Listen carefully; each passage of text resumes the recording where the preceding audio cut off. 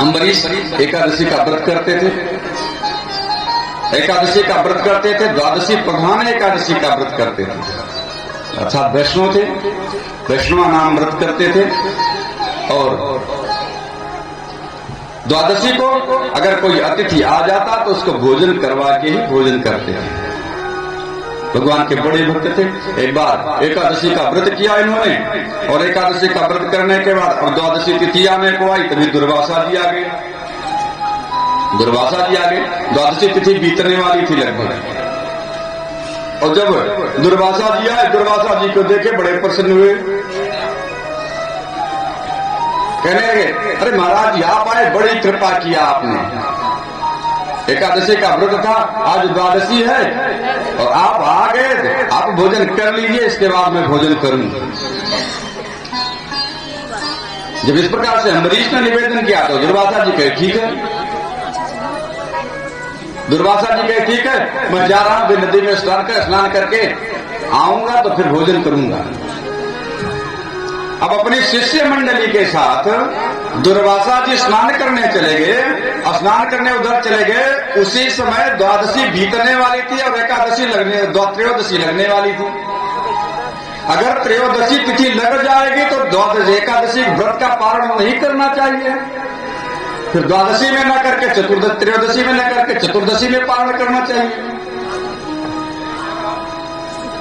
अब समस्या खड़ी होगी, द्वादशी व्रत आ गया तो द्वादशी बीत रही है और अभी तक दुर्वासा जी नहीं आए। अगर पारण नहीं कर लेते हैं तो व्रत भंग हो जाएगा, और पारण कर लेते हैं तो अतिथि जो सेवा है उसमें विघ्न हो रहा है, सम्मान में कमी हो रही है। अब अम्बरीश जी ने ब्राह्मणों से पूछा कि हम क्या करें, कि तस्मात् शास्त्रम प्रमाणन्ते कार्याकार्यो व्यवस्थितो, तो क्या करना है क्या नहीं करना है इसका निर्णय शास्त्र देता है। तो ब्राह्मणों से पूछे कि द्वादशी बीतने वाली, त्रयोदशी लगने वाली, हम क्या करें। ब्राह्मणों ने कहा ऐसा है कि तुलसी दल से पारण हो भी जाता है, जल से, वैष्णव का जल से पारण हो भी जाता है और नहीं भी होता है। जो व्रत किया है, व्रत का पारण जल पी लेने से हो जाता है और नहीं भी होता है। इसलिए एक काम करो कि तुम जल पी करके भगवान का चरणोदक ले लो और उसी से पारण हो जाएगा। और पारण हुआ है नहीं हुआ है दोनों रहेगा। अब दोनों बात तो बता दी। अम्बरीश को बात अच्छी लगी, इन्होंने जब चरणोदक ले लिया, तब तक दुर्वासा जी आ गए। इधर चरणोदक लेना नहीं हुआ कि दुर्वासा जी उधर आ गए। तो योग बल तो था, इन्होंने जान गए कि अम्बरीश ने पालन कर लिया। तुरंत क्रोधित हो गए दुर्वासा जी अम्बरीश के ऊपर, कहने लगे, अरे अम्बरीश तुमने हमको निमंत्रण दिया और निमंत्रण दे करके स्वयं भोजन कर लिए, ऐसा नहीं करना चाहिए। अगर हम किसी को निमंत्रण दिए हैं तो हम पहले उसको भोजन करवा दें तब भोजन करेंगे, यह शास्त्र सम्मत नियम है। अरे कहने तुम हमको निमंत्रण दिया, मैं तुम्हारा अतिथि, हमको भोजन नहीं करवाया और स्वयं कर लिए।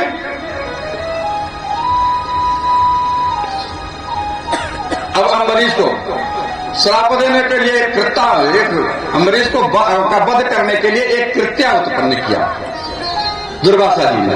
जब कृत्या उत्पन्न किया तभी भगवान विष्णु देख रहे थे, अरे ये तो हमारा भक्त है, इसकी हमको रक्षा करनी चाहिए। भगवान विष्णु ने अपना सुदर्शन छोड़ दिया। अब सुदर्शन आया, सुदर्शन आकर के कृत्या का वध कर दिया। कृत्या का वध करके दुर्वासा जी को खदेड़ लिया। अब दुर्वासा जी भागने लगे। दुर्वासा जी भागते भागते ब्रह्मलोक गए। ब्रह्मा के पास ब्रह्मा जी से कहा ऐसा ऐसा हुआ। ब्रह्मा जी कहे मैं सुदर्शन चक्र से तुम्हारी रक्षा नहीं कर सकता। शिव जी के पास गए, शिव जी ने भी से मना कर दिया, मैं रक्षा नहीं कर सकता। भगवान विष्णु के पास गए, जब भगवान विष्णु के पास गए, भगवान विष्णु ने भी सीधे सीधे कह दिया कि मैं सुदर्शन चक्र से तुम्हारी रक्षा नहीं कर सकता। कहे हम भक्तों पराधीना सती स्त्रिया सतपति था, मैं अपने भक्त के अधीन हूं। मेरा भक्त जैसा चाहेगा वैसा होगा। अगर तुमको अपने प्राण की रक्षा ही करनी है तो अम्बरीश के पास जाओ।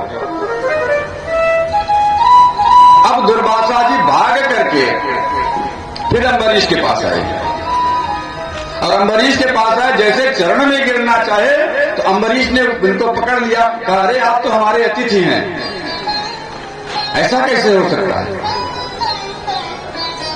फिर सुदर्शन चक्र से किससे प्रार्थना किया, जब प्रार्थना किया सुदर्शन चक्र का तेज शांत हुआ, सुदर्शन चक्र फिर से भगवान के पास चला गया। सुखदेव जी कहते हैं परीक्षित तब तक इतने समय में 1 वर्ष का समय बीत गया था। 1 वर्ष का जो समय बीत गया, इतने समय तक अम्बरीश ने कुछ खाया पिया नहीं कि दुर्वासा जी आएंगे उनको मैं भोजन करवा दूंगा तब भोजन करूंगा। बोलिए वृंदावन बिहारी लाल की जय हो।